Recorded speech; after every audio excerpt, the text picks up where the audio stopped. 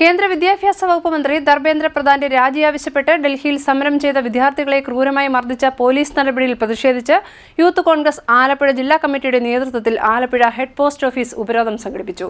പോലീസും പ്രവർത്തകരും തമ്മിൽ സംഘർഷവും വാക്കേറ്റവും ഉണ്ടായി.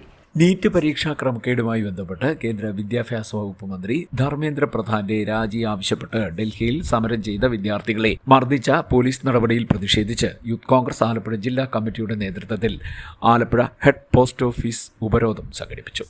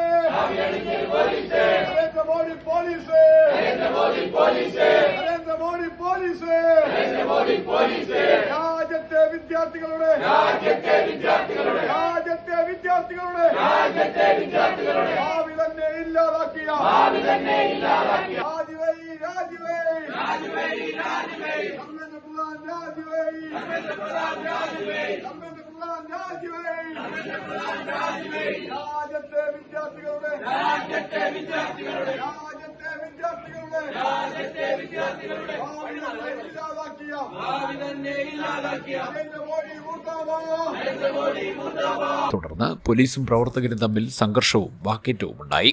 യൂത്ത് കോൺഗ്രസ് ജില്ലാ പ്രസിഡന്റ് ഡോക്ടർ MP പ്രവീണിന്റെ നേതൃത്വത്തിൽ നടത്തിയ ഉപരോധ സമരത്തിൽ യൂത്ത് കോൺഗ്രസ് സംസ്ഥാന vice president Aritha Babu, general secretary Minu Sajeev, സംസ്ഥാന സെക്രട്ടറി വിശാഖ് പത്തിയൂർ, ജില്ലാ വൈസ് പ്രസിഡന്റ് H അനന്തനാരായണൻ, ജില്ലാ general secretary Asif selection, Krishna Anu, Kayamkulam മണ്ഡലം യൂത്ത് കോൺഗ്രസ് പ്രസിഡന്റ് അഫ്സൽ പ്ലാമൂട്ടിൽ, റഫീഖ് ആദിക്കാട്ടുകുളങ്ങര എന്നിവർ നേതൃത്വം നൽകി.